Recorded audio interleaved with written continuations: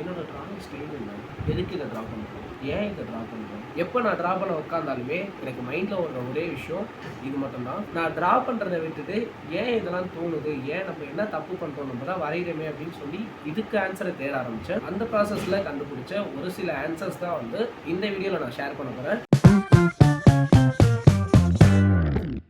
நீங்கள் நம்ம சேனலுக்கு புதுசு அப்படின்னா கண்டிப்பாக சப்ஸ்கிரைப் அண்ட் லைக் போட மாட்டாங்க. நீங்கள் கொடுக்குற ஒரு லைக்குமே வந்து என்னை இன்னுமே கொஞ்சம் வீடியோ போட பூஸ்ட் பண்ணும். இந்த ப்ராசஸில் நான் ஃபஸ்ட்டு கண்டுபிடிச்சது என்ன அப்படின்னா, நான் வரைகிறது என்னமோ 10 to 15 மினிட்ஸ் தான். பட் இதுக்கு நான் ரெஃபரன்ஸ் தேட மட்டும் சாலிடாக 1 ஹவர்லேருந்து 1.5 மணி நேரம் வரைக்கும் நான் எடுத்துக்கிறேன். ஸோ அதுக்கப்புறம் தான் நான் வரையவே அந்த 10 நிமிஷத்துலேருந்து 15 நிமிஷம் ஸ்பெண்ட் பண்ணுறேன். இதனால என்ன நடக்குது அப்படின்னா, நான் ஒரு மணி நேரத்துலேருந்து 1.5 மணி நேரம் இதுக்கு மட்டும் ஸ்பெண்ட் பண்ணுறேன்ல, அது வந்து என்னோட டிராயிங் டைமை ரொம்பவே குறைக்குது. ஏன் அப்படின்னா, நான் ரொம்பவே போர் அடிச்சிருந்தேன். எனக்கு ஒரு 1.5 மணி நேரம் நான் ஒரு ஃபுட்டேஜாக ஒரு இமேஜ் வந்து நான் தேடிக்கிட்டே இருக்கேன் வரைகிறதுக்கு என்ன வரையலாம் அப்படின்னு.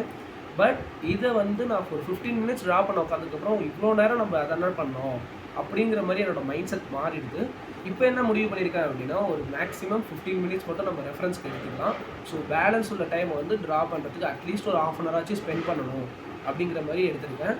ஸோ ரெண்டாவது விஷயம், நான் ரெஃபரன்ஸ் பார்த்து வரைகிறப்பையும் சரி, இல்லை நான் நார்மலாக வரைய ஆரம்பித்தாலும் சரி, ஒரு கட்டத்துக்கு மேலே என்னால் இந்த ரெஃபரன்ஸை ரீச் பண்ண முடியல, இல்லை நான் நினச்சது வரல அப்படின்னா எனக்கு அந்த இடத்துல வந்து ரொம்பவே ட்ராப் ஆகிடுறேன்.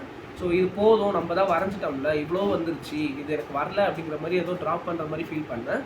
அதை ஓவர் கம் பண்ணுறதுக்காக நான் அகெயின் அண்ட் அகெயின் ஒரு ட்ராயிங்கே எப்படியும் ஒரு 3-4 வாட்டி வந்து இப்போ ட்ரை பண்ணிக்கிட்டு இருக்கேன். இந்த ப்ராசஸ்னால என்னோட ஸ்கில் வந்து அப்கிரேட் ஆகுறத ஃபீல் பண்ண முடிஞ்சு. தேர்ட் ஒன், ஃபஸ்ட்டு சொன்ன மாதிரி தான். ஸோ ரெஃபரன்ஸ் தேடி என்னோட ட்ராயிங் டைமை ரொம்பவே குறைச்சிட்டு என்னோட ப்ராக்டிஸ் டைம் ஃபுல்லாகவே குறைஞ்சிச்சு. அதை கண்டுபிடிச்சதுக்கப்புறம் நான் என்ன டிசைட் பண்ணேன் அப்படின்னா, நீங்கள் ஒரு வரைகிறதுக்கு ரெஃபரன்ஸ் தேட ஆரம்பிச்சிங்க அப்படின்னா அதுக்கு டைமும் எடுத்துக்காதீங்க. தென் நீங்கள் வந்து இந்த எக்யூப்மெண்ட்ஸ் தான் இருந்தால் தான் என்னால் வரைய முடியும், இந்த ரெஃபரன்ஸ் இருந்தால் தான் வரைய முடியும்னு நீங்களே உங்களை ஜட்ஜ் பண்ணிக்காமல் start from where you R.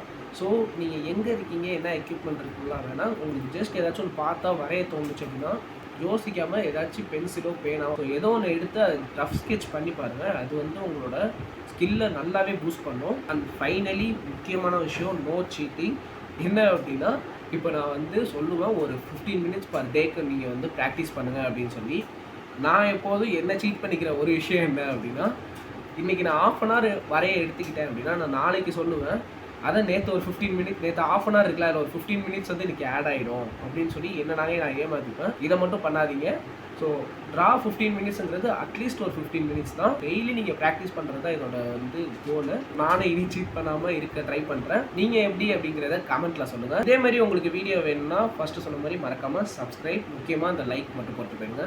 Tata.